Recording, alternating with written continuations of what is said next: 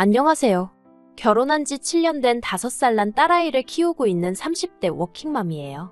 직장 생활하면서 애 키우라 힘들 때는 모른 채 하시더니 이제 와서 합가 타령하시는 시어머니 때문에 아주 환장하겠어요.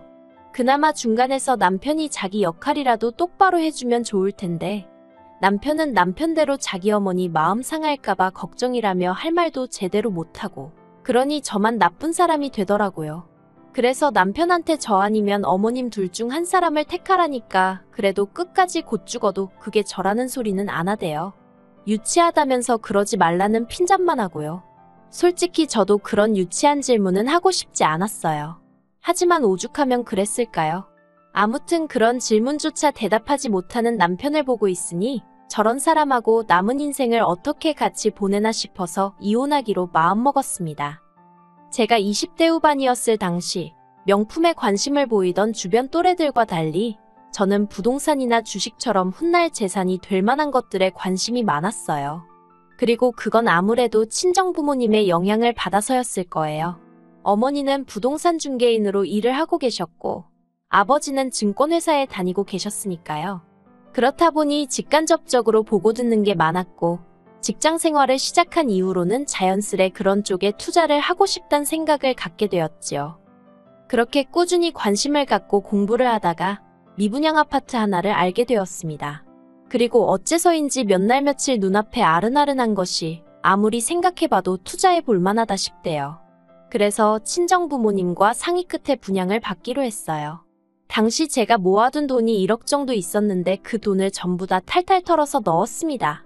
다행히 중도금은 무이자 대출이었기 때문에 입주하게 될 때까지 다시 지독하게 모으고 그리고 친정부모님이 원래 저 시집갈 때 1억 정도 해주려고 하셨다는데 그 돈은 제가 원할 때 아무 때나 주시겠다 하셨거든요. 그래서 계산해보니까 입주할 때쯤이면 그럭저럭 돈은 마련할 수 있겠더라고요. 그리고 그런 와중에 남편을 소개받았고 연애를 시작했어요. 직장을 다니던 평범한 회사원인 남편은 저와는 달리 물질적인 부분에 크게 욕심이 없는 사람이었습니다. 성격도 자기 주장을 크게 내세우는 편이 아니어서 사귀는 동안 서로 부딪힐 일이 별로 없었지요. 그렇게 1년을 조금 넘게 사귀었을 무렵 남편이 결혼하자고 하더라고요. 하지만 당시에 제 돈이 전부 다 아파트에 묶여 있었잖아요. 그래서 남편에게 상황을 설명했는데 괜찮다고 하더라고요. 그래서 바로는 결혼하지 못하고 프로포즈를 받고 1년이 더 지나서야 결혼하게 되었습니다. 참고로 왜 1년이냐 하면 그 1년 동안 결혼 자금을 모았거든요. 친정부모님께는 이미 1억을 받기로 되어 있었기에 더는 부담을 드리고 싶지 않았어요. 아무튼 그렇게 식을 올리고 저희는 남편이 살고 있던 18평짜리 아파트에서 신혼살림을 시작했습니다. 그런데 이 부분에 있어서 제가 솔직히 억울한 게 저는 당연히 남편 소유라고 생각했었거든요. 그런데 나중에 남편이 한다는 말이 자기는 한 번도 자기 거라고 한 적이 없답니다. 제멋대로 오해한 거라고요. 하지만 제가 남편더러 지금 사는 곳이 전세냐고 물었을 때 남편은 아니, 자가야라고 대답했고 그래서 저는 당연히 남편 명의일 거라고 생각한 거예요. 나중에 어머님도 말씀하시길 남편 줄 거라고 하시긴 했지만요. 하지만 어찌됐건 엄밀히 따지고 보자면 남편은 거의 빈몸으로 장가를 온 거나 마찬가지대요. 꼼꼼하게 따져 묻지 않은 제 탓이지요 뭐. 그때를 생각하면 지금도 스스로한테 답답한 마음이에요. 아무튼 리모델링을 하기에는 집 상태가 나쁘지 않았고 그리고 저 혼자 생각이긴 했지만 여기서 살다가 제 아파트에 입주하면 되겠다 싶더라고요. 그래서 도배만 새로 했어요. 그리고 냉장고부터 시작해서 큰 가전제품들과 가구들은 제가 혼수라고 생각하고 다 바꿨네요. 이건 어차피 이사 갈 때 들고 갔으니까 혼수로 해간 게 크게 억울하고 그러진 않았어요. 그런데 어머님은 이후로 걸핏하면 남편이 집을 해왔는데 제가 예단을 안 해왔다고 그걸 흠을 잡으시대요. 혼수 그건 어차피 제가 필요해서 산 거 아니냐며 마치 제가 빈몸으로 시집을 왔다는 식으로 말이에요. 그런데 저도 당하고만 있는 성격은 아니라서 그런 어머님께 그렇게 따지면 남편이야말로 빈몸으로 장가온 거 아니냐고 따졌어요. 저는 그래도 제 명의의 집이라도 있지. 남편은 자기 앞으로 가진 게 뭐가 있냐고요. 그래서 그때 남편하고 결혼한 지 한 달 조금 넘었을 때였는데 결국 어머님하고 대판 싸웠습니다. 보내 안 보내 소리가 나올 정도로 크게 다퉜네요. 그러다가 아버님이 교통사고로 크게 다치시면서 저와 어머님의 싸움도 유야무야 없던 일처럼 묻어두고 지내게 되었지요. 하지만 없던 일처럼 묻어두고 지냈다는 게 입 밖으로 말을 안 꺼냈다 뿐이지 솔직히 서로 감정이 풀린 건 아니었거든요. 그렇다 보니 어머님은 어머님대로 제가 하는 것마다 못마땅해 하시고 불만을 표현하셨어요. 그리고 저도 그런 어머님을 상대하다 보면 마음이 상했고 기분이 나빠지대요. 그래서 시댁에 일이 있거나 하면 남편만 보내기도 하고 이런저런 핑계를 대면서 저는 빠지고 그랬습니다. 제가 잘했다는 건 아니에요. 하지만 저도 제 나름대로 살 길을 강구했어야 했던 게 어머님하고 한번 감정 소모를 하고 나면 그 스트레스가 얼마나 컸던지 며칠을 끙끙 앓아야 할 지경이었거든요. 아무튼 그렇게 지내다가 저희 부부는 제 아파트로 이사를 하게 되었어요. 그리고 딱히 부족한 것도 없었지만 시댁에서도 금전이든 뭐든 어느 쪽으로든 도움을 주실 생각은 안 하시대요. 솔직히 말해서 기대가 없었기 때문에 서운하고 그런 것도 없었습니다. 어머님이 그 말씀을 하시기 전까지는 말이지요. 저희 이사하기 일주일 전쯤이었어요. 어머님 댁에 갖다 드릴 게 있어서 남편과 들렸는데 어머님이 대뜸 그동안 당신 집에서 월세도 안 내고 공짜로 먹고 자고 하지 않았냐면서 그것만 해도 따지면 한 달에 못해도 200만 원 가치는 될 거라는 거예요. 그러고는 그렇게 따지고 보면 당신이 그만큼 돈으로 지원해준 거나 다름이 없다면서 어디 가서 시댁에서는 뭘 해줬느니 안 해줬느니 그런 소리 하면 안 된다나요? 어디 가서 그런 소리 할 생각도 없었지만 어머님의 계산법은 도대체 어디서 나온 건지 100번 양보해서 어머님이 아무것도 못 해준 게 민망해서 그러셨는지도 모르겠지만 그런데 남편까지도 어머님 말씀이 일리가 있다고 동조를 하는 꼴을 보고 있자니 이해고모고 하기도 싫고 그나마 남아있던 정도 뚝 떨어지대요. 그래서 그때부터는 정말 최소한의 도리만 하고 살았어요. 그리고 저는 얼마 후 아이를 가졌습니다. 입덧이 심하지 않아 임신해 있는 동안에도 8개월 내리 출퇴근을 할 수 있었어요. 입덧이 심해서 회사를 관두는 사람들도 심심치 않게 봤던지라 걱정이 많았는데 다행이다 싶었지요. 그런데 진짜 문제는 육아였어요. 사내 규정대로라면 육아휴직은 1년까지 쓸 수 있었지만 솔직히 저희 사무실 안에서 그걸 1년 다 쓰는 사람은 없었거든요. 그리고 제가 굳이 그 스타트를 끊고 싶지도 않았고요. 그래서 남편에게 육아휴직 신청을 하라니까 남편 회사는 남편 회사대로 구조조정 중이라서 눈치가 보인다고 하는 거예요. 막말로 육아휴직 냈다가 돌아왔는데 자기 자리가 없어지기라도 하면 어떡하냐고요. 그러면서 자기가 어머님한테 한번 부탁을 드려본다더군요. 하지만 결론부터 말하자면 어머님이 단칼에 거절하시더랍니다. 이제 자식들 다 키워놓고 놀러도 다니고 좀 자유롭게 살려고 하는데 그게 무슨 소리냐면서 못해주신다고 했다는 거예요. 그리고는 저희 어머니를 지칭하시며 거긴 나이도 어리지 않냐면서 거기다 맡겨라고 하셨다대요. 그뿐만이 아니었습니다. 그러면 그냥 남편도 알겠다고 대충 얼버무리고 오면 되지. 어머님 앞에서 저희 친정어머니께 전화를 드렸더라고요. 그리고는 어머님이 시키는 대로 손녀 좀 봐주실 수 없겠냐고 부탁을 드린 거지요. 그래서 저희 어머니가 저희 애를 봐주기 시작하셨어요. 매일같이 하원을 도와주시고 저녁도 차려주시고 그러셨지요. 저녁은 안 해주셔도 된다고 극구 말렸는데 회사에서 종일 시달리고 퇴근했을 딸이 부랴부랴 부엌에서 고생할 거 생각하니까 마음이 안 좋다고 하시면서 어떻게든 한 끼는 차려주고 가시더라고요.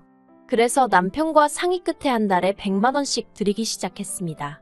원래는 시터를 써도 200은 준다는 말에 200에 맞춰드리려고 했는데 그러기엔 형편이 빠듯하기도 했고 친정어머니도 부담스러워 싫다며 손사래를 치셨거든요. 그래서 100만 원씩 드리고 남은 100만 원은 제가 모으기 시작했어요. 혹시 큰돈 들어갈 일이 생기거나 근사한 선물을 해드리고 싶을 때 쓰겠다는 생각이었지요. 그리고 한편 친정어머니가 저희 애를 봐준다는 소식은 당연히 어머님 귀에도 들어간 모양이 돼요.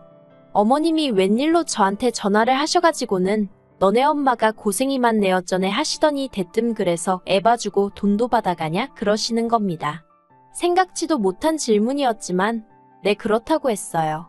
그랬더니 어머님이 할머니가 손녀를 봐주는데 무슨 돈을 받냐면서 할머니 입장에선 손녀랑 하루 종일 있으면 안 심심하고 좋지.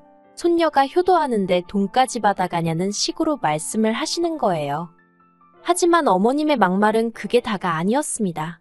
지금이야 집값이 많이 떨어졌다고 뉴스에 나오고 있지만 제 아파트는 그래도 제가 처음에 분양받았을 때랑 비교하면 3배 가까이 올랐거든요.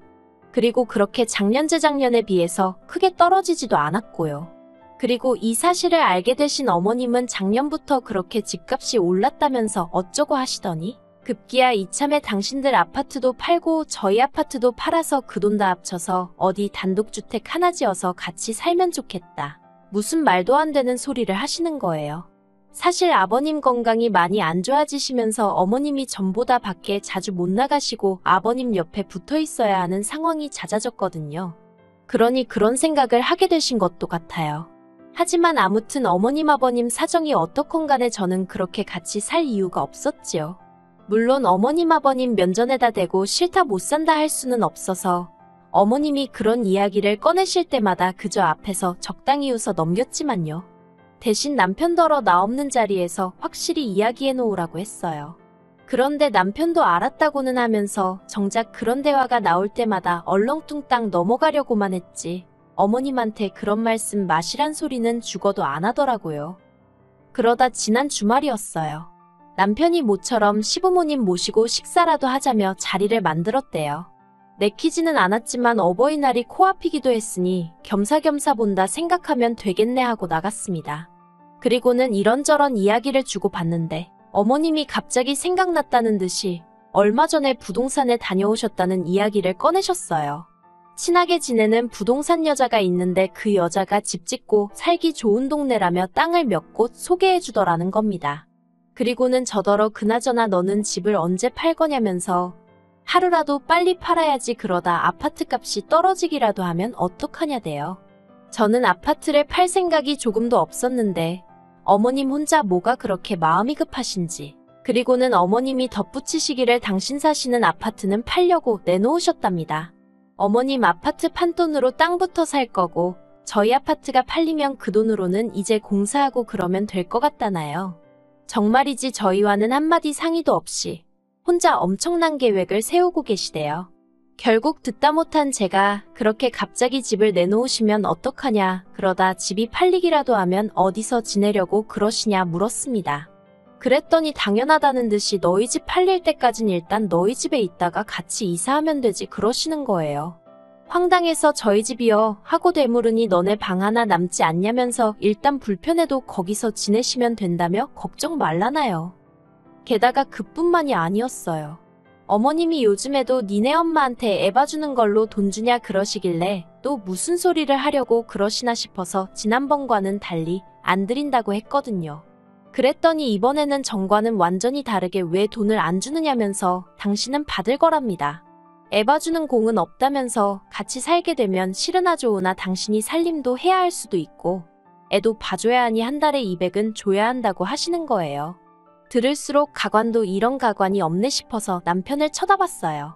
그리고는 어머님한테 빨리 무슨 말이든 한마디라도 하라고 눈치를 줬는데 남편이 슬쩍 제 눈을 피하더니 아무 말도 안 하대요. 그러니까 진짜 부하가 치밀어서 더는 가만히 있으면 안 되겠다 싶더라고요. 제가 어머님 떨어 남편이 말을 안 했냐며 말문을 열었습니다. 남편한테 어머님하고 같이 못 산다고 말씀드리라고 했는데 못 들으셨냐고요. 그리고는 아무리 생각해봐도 어머님하고 제가 같이 사는 건 어려울 것 같다. 결혼 초부터 어머님하고 저하고 많이 부딪히지 않았냐. 그때 제가 너무 힘들기도 했고 그래서 같이 사는 건 싫다고 딱 잘라 말씀드렸어요. 그랬더니 처음엔 어머님도 당황하셨는지 언제까지 결혼 초에 좀 서운했던 걸로 꽁에 있을 거냐면서 벌써 시간이 이렇게나 지났다며 이제 잊어버리랍니다. 그러면서 이제 잘 지내보자 하시는 거예요. 그래서 제가 합가를 안 하고도 잘 지낼 수 있지 않냐고 오히려 합가를 하면 잘 지내지 못할 것 같다 했습니다. 그리고는 저는 지금처럼 친정어머니가 와서 애 봐주시고 제 살림도 도와주시고 하면 마음도 편하고 좋은데 왜 그 좋은 조건을 다 포기하고 어머님이랑 살아야 하냐고 물었어요. 제가 왜 제 집에서 어머님 눈치 봐가며 비위 맞춰가며 살아야 하느냐고 그렇게 살기 싫다고요. 그랬더니 어머님이 저더러 싸가지가 있네 없네 하시면서 소리를 지르시는 거예요. 어느 정도 화를 내실 거란 건 예상하고 있었기에 크게 놀라진 않았어요. 그리고 한 번쯤은 거쳐야 할 관문이라고 생각했지요. 그런데 그때 이때까지 입 딱 다물고 있던 남편이 가만히 있으면 자기가 알아서 다 이야기를 할 건데 왜 이를 키우냐면서 어머님 앞에서 저를 무슨 학생나무라듯 나무라는 거예요. 진짜 황당해서 제가 남편더러 말을 그따위로 할 거면 그냥 당신도 내 집에서 나가라고 했어요. 보태준 것도 없으면서 집값이 올랐으니 파내만해. 아주 떡줄 사람은 생각도 안 하는데 왜 다들 김칫국이냐고 소리를 질렀지요. 그리고 제가 그렇게 악다구니를 쓰니 그제서야 남편이 약간 꼬리를 내리면서 미안하답니다. 그냥 자기도 상황이 답답해서 순간 욱했다나요. 제가 남편더러 나랑 살 거면 어머님한테 확실히 같이 못 산다고 못을 박으라고, 그리고 이제 내가 어머님하고 마주치는 일은 없게 해달라고 했어요. 한마디로 어머님하고 나 둘 중에 하나만 고르라는 얘기야 하니까 남편이 곤혹스러운 표정으로 시간을 좀 달랍니다. 무슨 말을 그렇게까지 하냐면서요. 그런데 남편의 그런 태도에 저는 더 실망을 했어요. 어떻게 남편이 돼서는 아내한테 끝까지 믿음을 못 주나 싶은 게 한심하기도 하고, 그동안 남편이랑 산 세월이 다 허송세월 같고 그렇더라고요. 그래서 결국 남편한테 더 주고 말고 할 시간 없다고 깔끔하게 이혼하자 했습니다. 남편더러 협의 이혼할 건지 소송을 할 건지 그 정도는 선택할 수 있지 하고는 2주 줄 테니 결정해서 알려달라고 했어요. 그리고는 딸 데리고 일단 친정으로 왔네요.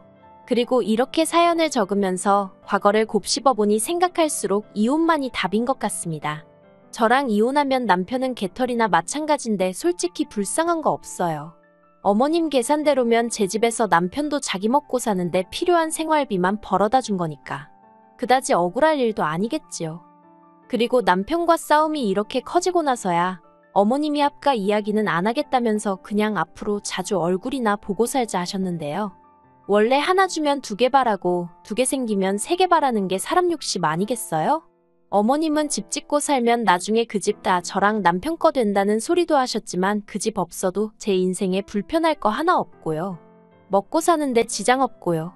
필요 없는 거 받자고 굳이 고생하고 살 이유가 없잖아요. 그냥 이제 빨리 남편하고 법적으로 깔끔하게 남남되어서 더는 스트레스 안 받고 살고 싶은 마음뿐이에요.